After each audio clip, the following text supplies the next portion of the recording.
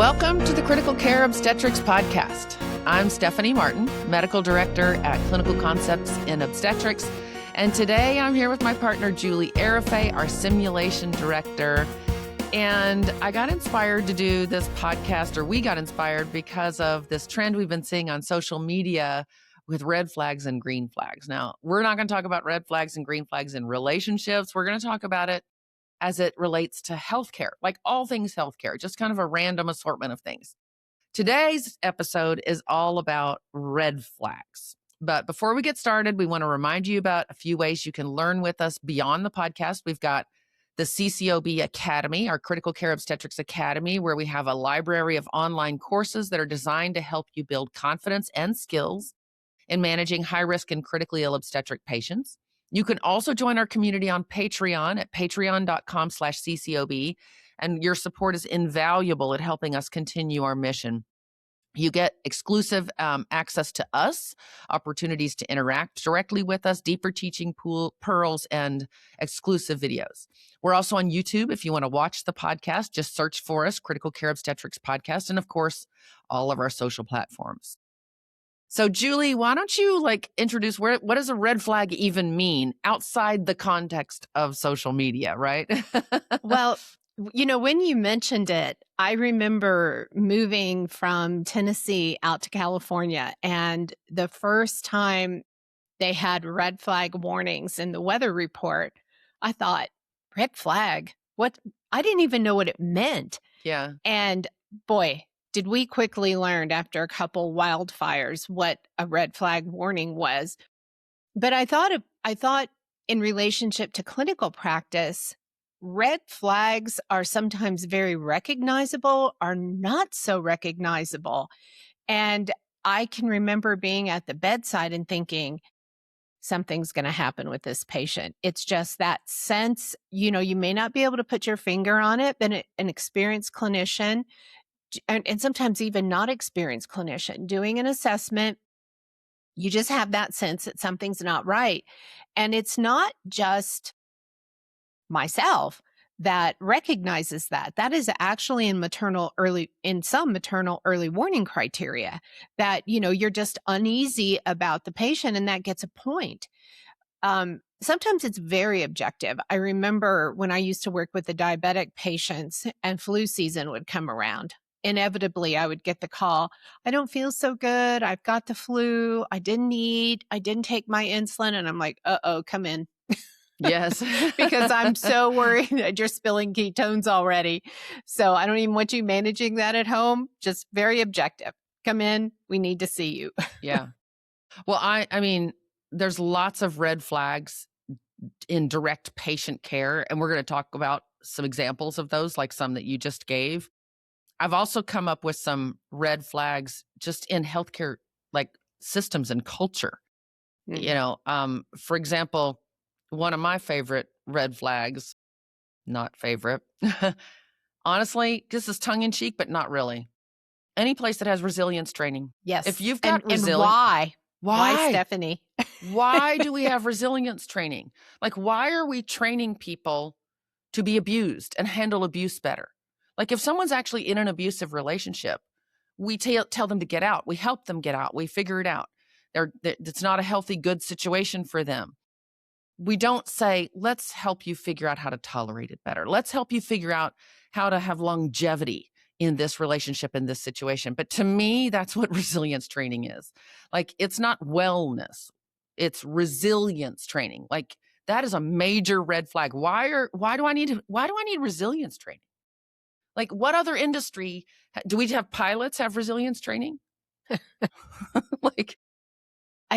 think that, you get out of an unhealthy relationship. We don't want people getting out of healthcare, but what we would like to see is healthcare working to make the environment that you work in more pleasant or less stressful. Right. And it can be done. It can certainly be done. And I think it's very difficult to change tradition, but I think some things need to change drastically so that we have a better working environment in healthcare and we no longer need to be so resilient.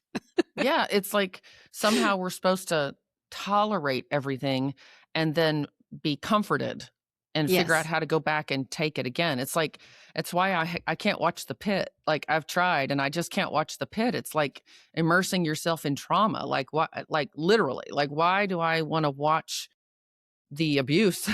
Yes. I literally don't watch TV anymore except for Jeopardy, so. Well, I watch, everything reality.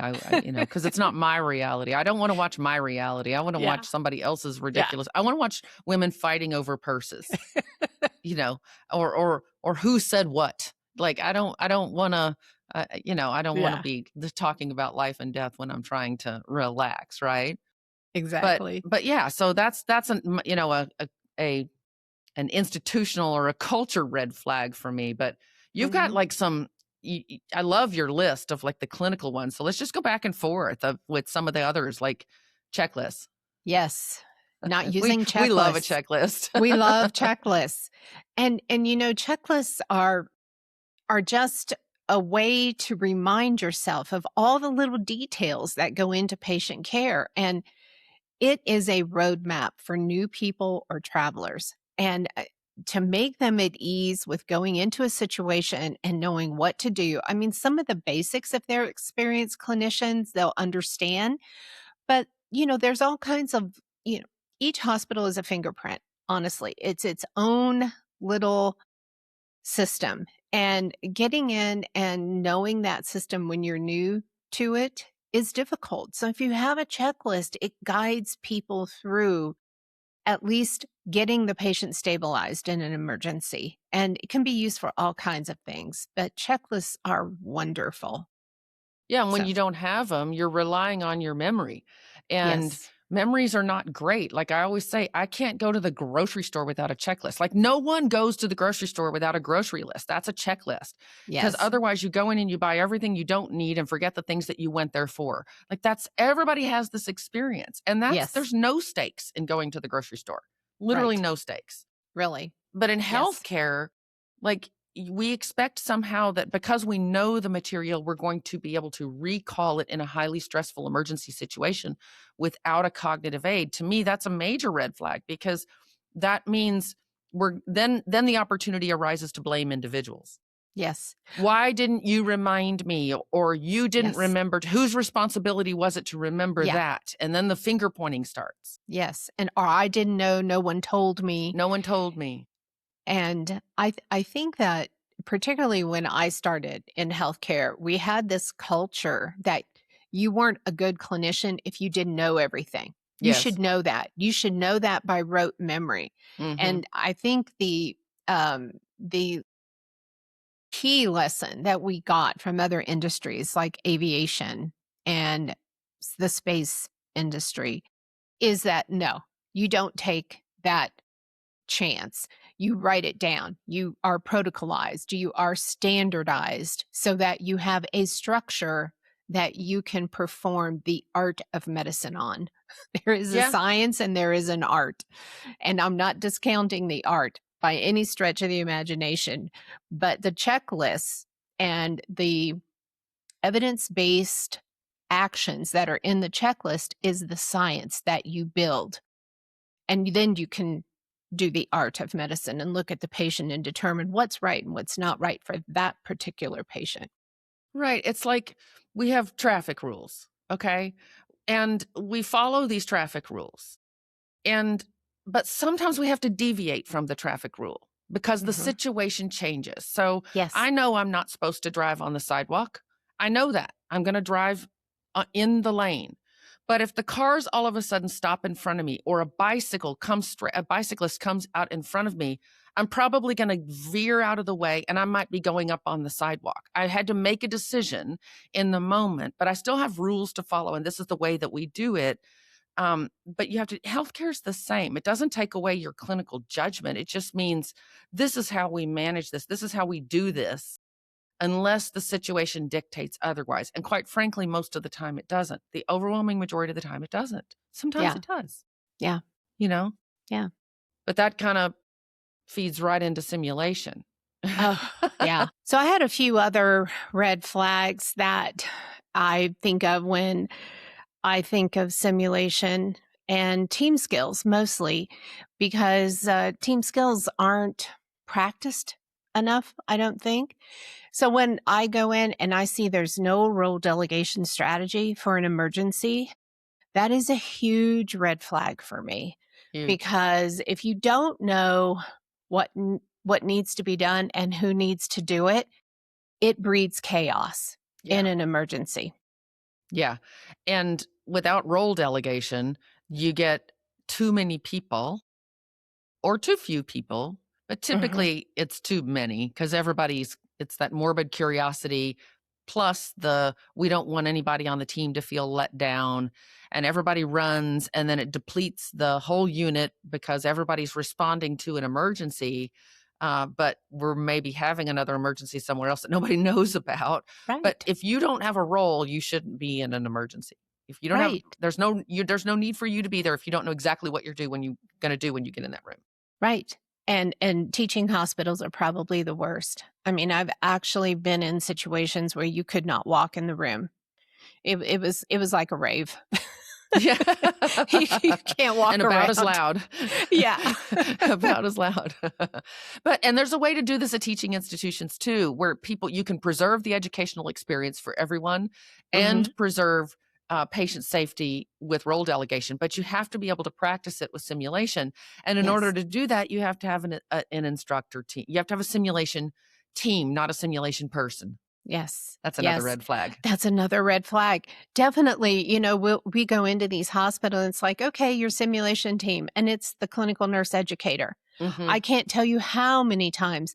And no training, no simulation based instructor training, no extra time. This Hmm. is just added on. You're an educator. This is education. Do it. And no help, no Hmm. support, no. And that's one of the things that is a huge red flag in simulation is you have a lot of responsibility, but no authority. You don't have any Yes. authority to get these people to come to participate, but you have the responsibility of getting these check boxes checked off so that when you go for accreditation, your hospital passes. Yeah, when they've got like nobody in to help. But what you said really, really resonated with me. This responsibility without authority, Hmm. responsibility without authority. Like I used to say it in a different way when I was in a position of leadership, is that I was the face of the decisions, but I wasn't the decision maker. I got to be the one to justify it. I got to be the one to explain it, but I couldn't influence it. I just had to get everybody on board with it. And I didn't recognize it at the time, but it's responsibility without authority. And that's a Yeah. very uncomfortable, vulnerable position to be in Yeah. for anybody, whether you're a physician, whether you're a nurse, whether you're an administrator, healthcare or not. That's uncomfortable. That's what we always taught, when I was at, my previous job as a simulation specialist. We did a lot of international simulation instructor training and nationwide simulation instructor training, and that's one thing our medical director, Lou Halamic, always talked about. Recognize when you've got responsibility, but no authority, Yeah. and then figure out what authority you need to fulfill the responsibilities you've been given. Yeah, because it kind of takes me into one of my other red flags, which has to do with physicians opting out and of anything. And I can imagine, one of the things that we hear all the time is how do you get physicians to participate in simulation? And we both have so many thoughts on this from the simulation perspective and from the physician perspective. But, as a simulation specialist or team member or whatever, you may have responsibility to get everybody to come to sim, but you have no authority to get anybody to participate in sim unless they are a hospital employee and the hospital has empowered you to have that authority to get them to participate in sim, meaning you can schedule them and get them paid and all the things instead of coming in on your free time on a weekend or after hours or whatever it may be. Mhm. It's one of the hardest things I think that simulation instructors deal with because most are nurses. physicians don't have the time. Um, and when they do have the time, they're not given as much time as nursing because I think it's because they have billable hours and nurses don't have billable hours. So they have to be doing activities that generate income and they just don't have the extra time to devote to this. So there's a lot of ways you can get around it, but it's definitely a red flag. Yeah, I mean, because I have empathy for the physicians that are opting out. In my experience, it's not generally because they don't care.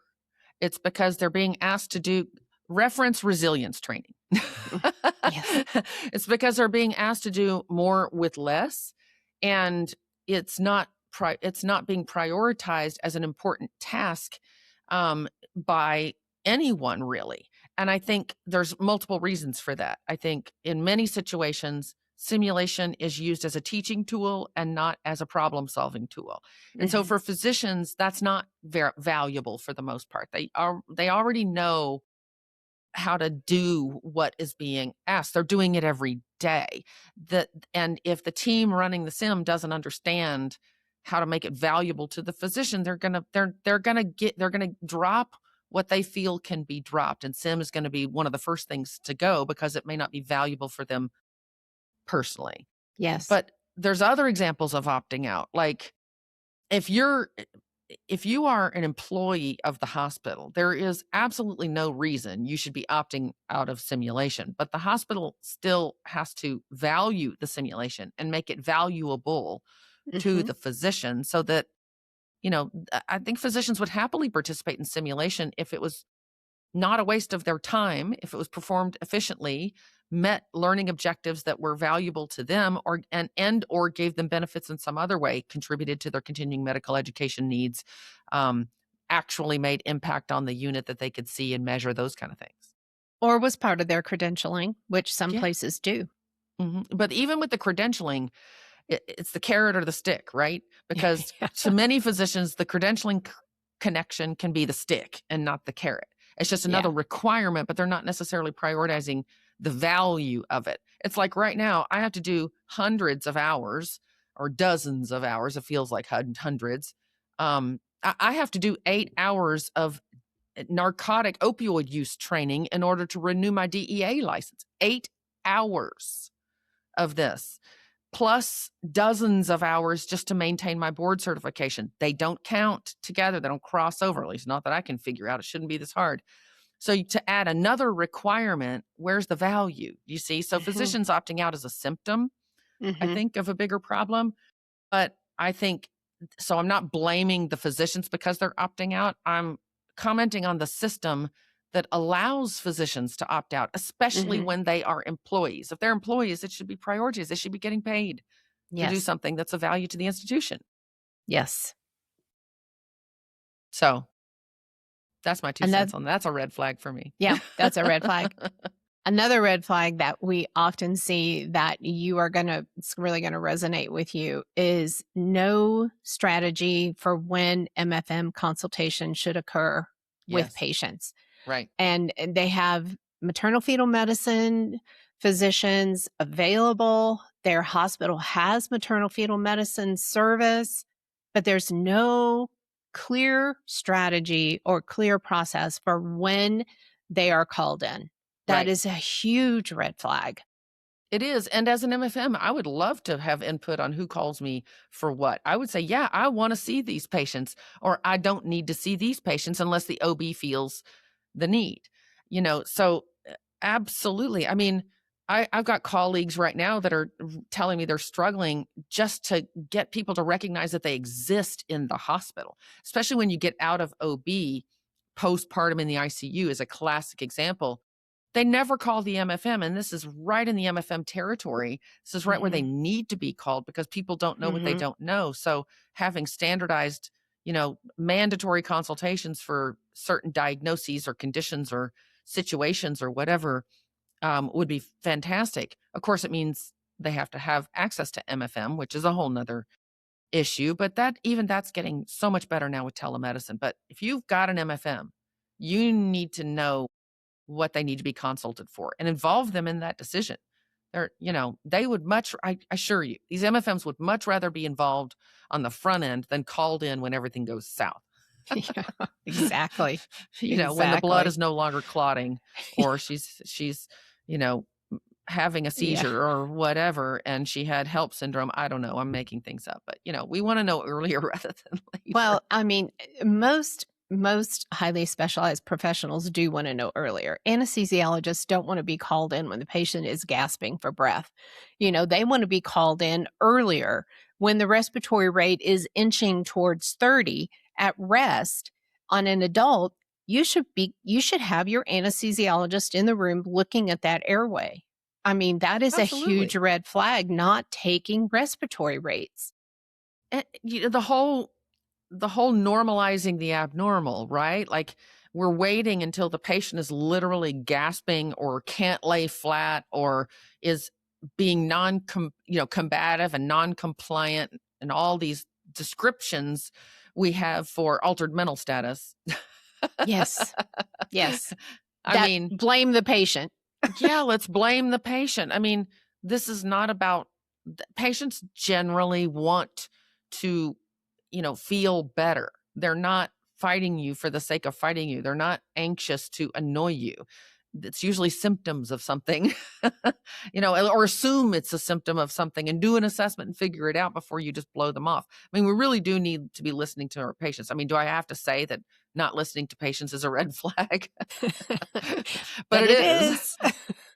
I mean, why aren't we listening to patients? Yes, I know. They know better than anybody else what's going on. They sense something's wrong.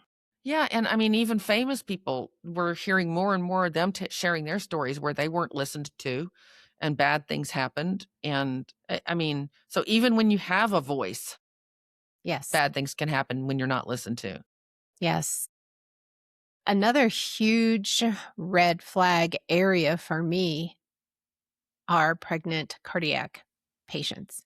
Yes. And because so many of the symptoms of pregnancy mimic cardiac disease, it's so easy to blow those patients off and really not evaluate them appropriately. Right. So for me, the red flag is a patient or a unit saying they care for cardiac patients, but they don't have anyone with experience in both pregnancy and cardiology.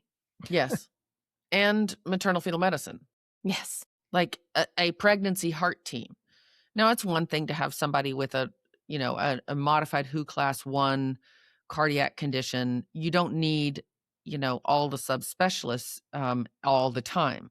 But knowing how to do risk assessments, knowing what you're looking for if they're going to deteriorate, knowing how to tell when additional workup needs to be done, knowing what workup needs to be done. Like, if your patient doesn't want to lay flat, that's not normal. Yes. Yes. If she says she's short of breath, please listen to her lungs, do an oxygen saturation, and count her respiratory rate at minimum. Definitely. And those are not things that you need a lot of extra equipment for. No, you don't. I mean, it's like basic stuff. But I mean, how many cases do we review where we see all these descriptions of a patient having deteriorating respiratory status? Patient doesn't want to sit still. Patient uncomfortable laying flat. She may or may not actually even be complaining of shortness of breath, but commonly they are. And there's no respiratory assessment done.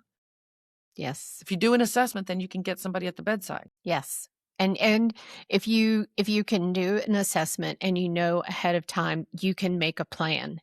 You're not surprised by the emergency. Okay, let's talk a little bit about QBL. Yeah. A literal red flag. Yes. What's your red flag for QBL? First, not doing it. Yeah. Saying, we just can't do it. Well, a lot of units are doing it. And if a lot of variety of units are doing it, then I don't understand why one specific unit can't do it. So not doing QBL or in particular, not doing QBL with a patient that has risk factors for hemorrhage. That's a huge, definite red flag. Yes. And then not carrying it across units. Yes. Somehow Yes. magically, when she transfers from the PACU to postpartum or mother baby, none of that matters anymore. And we're Yeah. starting fresh. Like the Yeah. body doesn't know we've moved. Yeah. All those risk factors just melted away. Yeah. I mean, QBL, there's no reason it can't be done. That's just a matter of will and Mhm. not understand. At this day and age, I don't accept that we don't know. Mhm. I mean, QBL is part of every single hemorrhage guideline, quality program, you name it. So not doing it, you can't say we didn't know that that's what needed to be done. Now it's just institutional will. And most people, we've seen facilities, unfortunately, that have done a lot of hemorrhage work and are still not including QBL. Yeah. And we know estimating blood loss is wildly inaccurate. Mhm. Wildly inaccurate. And I mean, if you are accurately assessing estimated blood loss, I would say that's luck. I would say you got lucky that time. Yes. But it's not possible to accurately estimate blood loss. Mhm. Agree. A little bit, because there's one that it's kind of been weaving through some of the conversation that we've been having, but um one of the red flags that I have, and it kind of feeds into doctors opting out, it feeds into the resilience thing, all of that, is people practicing to their bottom of their license training or experience instead of to the top of their license training and experience. For example, why are highly educated and highly trained labor and delivery nurses answering telephones like a unit secretary? Yes. Or a physician measuring a blood pressure and, that's just an example. Like everybody should be doing to the top of their training, not the bottom of their training. Yes. And I think in some hospitals, nurses have to function at the bottom of their training and sometimes even lower than that just because of staffing. Yeah. But I remember working at one hospital where they eliminated, we used to call them nursing assistants. I don't know what they call them now. That's how old I am. But we had to start actually cleaning the rooms. Like they had eliminated the nursing assistants, they dropped down the number of housekeepers. So if your patient didn't leave the room, you had to clean that room. Or obviously, if the floor needed to be mopped, you could bring somebody in, you could ask someone to do that. But emptying trash, delivering trays, all of that stuff, nurses were doing all of that, Mm. plus all of their other work. And, you know, I don't know. The more acutely ill and compromised patients are, the more those kinds of tasks really distract and detract from the ability to recognize these early signs of deterioration and appropriately care for these complex patients. Well, So it's a plus, huge red flag for me. yeah, I mean, plus it takes you away from the things that actually require your brain. Like Mhm. nurses are expensive and Yes. physicians are expensive. So why are we wasting time? I had a medical director tell me one time, this is no joke. You've heard this story. I don't know if I've ever told it on the podcast, but we were changing electronic medical records and we were talking about the logistics of how this was going to be accomplished. Like physically, how are we going to get information transferred from one record to the other? And she started referencing how the physicians, the maternal fetal medicine subspecialists, were going to be transferring the patient data. Anytime we saw a patient, we were going to have to transfer all of their data. And I just said, "I'm sorry, I'm confused. Are you mean we're going to hire a college student or a high school student or I mean, we're going to hire somebody to do this, right? I mean, this is just, administrative work. That's very, very simple." She's like, no, you guys are going to do that. And I started pushing back and saying, look, we can't, that's not reasonable. And the response I got was that I needed to learn to take personal responsibility for my practice. That by choosing to not do clerical work that didn't require 11 years of post-college training, that I didn't have personal responsibility for my practice. Well, Yeah, I mean, that's let's crazy. be clear. I didn't stay very long after that. Yeah, I know. I mean, it's just absurd. Yeah. But that people listening know that I'm not making this stuff up. This happens all the time. Yeah, it does. It happens all the time. And, I do a lot with maternal cardiac arrest training. And one of the things that I learned in one of the hospitals where they had all of the nursing staff to perform chest compressions is that the nursing staff's getting older. They are not as physically fit as the younger people in the hospital. And we soon recognized that having nurses doing chest compressions when you have other people around who have BLS training and have that BLS documentation that they have passed the course, that's crazy. I mean, they can only do chest compressions. Nurses can do how many other things besides chest compressions? So it's like when you're talking about multidisciplinary or a emergency response team training, you have to think about, hey, what about the surgical techs? What about unit technicians? Can they come in and do housekeepers? Yes. I mean, it doesn't have to be anybody with any Yes. medical training. Yes, but they need to practice like Yes. everybody else. Yes, they do. They need to know what their role is. I've seen those things in the airport. Have you seen the BLS stations in the airport where you can Yes. practice chest compressions in the airport? I have. That's great. Yeah. Well, like I remember one facility that we went and evaluated it was a very unusual facility because they had an abundance of anesthesia personnel. They had an anesthesiology attending, they had anesthesiology residents, they had CRNAs, and they had anesthesia techs. They had 2 anesthesiologists on labor and delivery at all times. I've never seen that anywhere. Wow. So when they had a massive hemorrhage, guess who was running for blood?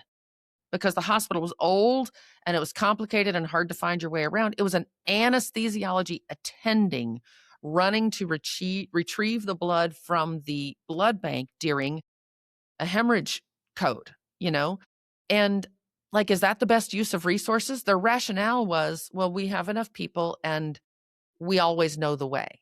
Well, I would argue that there's probably a better use for that anesthesiologist than having them physically be the runner. Yeah.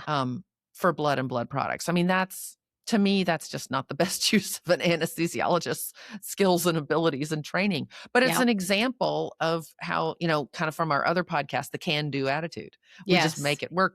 We just fix the problem, not really thinking, is this the best way to fix the problem? Yeah.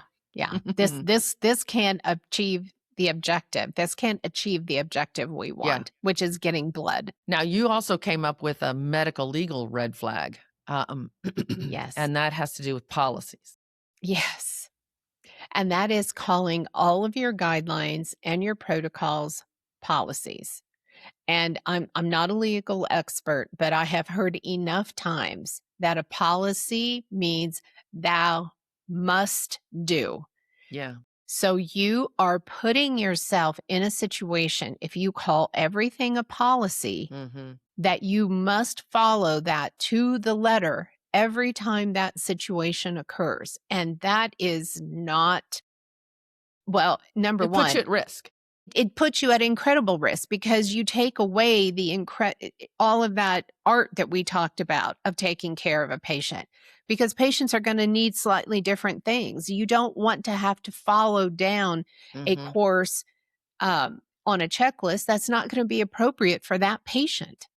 Yeah, So, it's a big medical legal red flag because, as someone who reviews these charts and situations, one of the first things we want to know is what's your guideline, protocols, and policies. And when it's a policy, it implies that this is the way it is done, period, end of sentence. There's no wiggle room here. And so if you're going to deviate from it, you better document why you deviated from it. It just gives you less flexibility than, say, a guideline. You can accomplish the exact same thing, but guidelines and policies are not the same thing. And people, I think, don't necessarily give enough thought as to, how they label things and the implications of that. Yes, definite legal implications. The other legal implication that I think is pretty widespread is everyone getting their fetal monitor training from a different source and not having consistency in terminology, in interpretation, and or not getting fetal monitor training at all. Sometimes some disciplines seem to be absolved from it. And I just don't understand the inconsistencies in fetal monitor training when it's something that we all have to do in an obstetric unit. I think the most common scenario we see there when we are interacting with teams is nurses are required to do it. Usually it's online. There's not much education. It's usually just a test of some sort that they have to do, but it's required every several years, and the hospitals are pretty good at making sure that the nurses are getting it done. Physicians and midwives, if they're not employees of the hospital, it's generally kind of wishy-washy. Sometimes it happens and sometimes it doesn't. It's not always the same approach that the nurses are getting, so they may or may not be learning the same language. The biggest gap we see is residents. Residents are very often not taught in a formal way. It's either, a lecture by an attending, or it's just on the unit education. And these residents are often the first line that these highly experienced trained nurses have to go discuss a tracing with. And the resident may or may not have had any formal education in fetal heart rate monitoring. I mean, it's kind of crazy. So major red flag and major medical legal risk. Yeah. Yeah. And I've worked in both situations where the physicians had no fetal monitor tracing education, didn't even know how to put a fetal monitor on a patient, didn't even know the logistics of how it worked. And then I've worked in places where everybody got the same and everyone attended strip review and discussions occurred around what you were seeing. And there's such a difference. There's such a difference in the I guess, seamlessness that the care that's provided to the patient. There's so much less chaos. There's less back and forth. Now there's always going to be tracings and differing opinions. Of course, people are going to look at a tracing and go, well, let's do this, or someone may have a different idea. But you decrease those dramatically when everyone is getting a consistent educational program and are following that when they're interpreting tracings. Well, it's a shared mental model. Yes. You're not having to translate your language. You're just speaking the language. Yes. And it decreases, communication issues. It just makes it a lot more efficient and less intimidating too. Like, it's got to be frustrating for a nurse to be talking, this is a category 2 tracing, I'm seeing minimal variability, blah, blah, blah, blah, blah, whatever. And the resident is like, well, the baby looks fine to me. Yeah. The baby's reactive. It's happy. It's reassuring. It's reassuring. I feel fine. Yeah. So yeah, no. Well, I think that those are some pretty good red flags. I'm looking forward to the green flags. Hopefully you guys are wanting to hear some green flags too. So we want to hear your red flags. I'm sure you guys have some great red flags. So tell us what your red flags are. What do you think? And if you want to hear green flags, let us know what your green flags are. So thanks for listening, everybody, to the Critical Care Obstetrics podcast. Check us out online at clinicalconceptsinob.com and learn more about all things high risk and critical care OB. Support our mission. Help us keep doing this by joining us at patreon.com/CCOB. Check us out on YouTube and follow us on all our social media channels. Bye, everybody.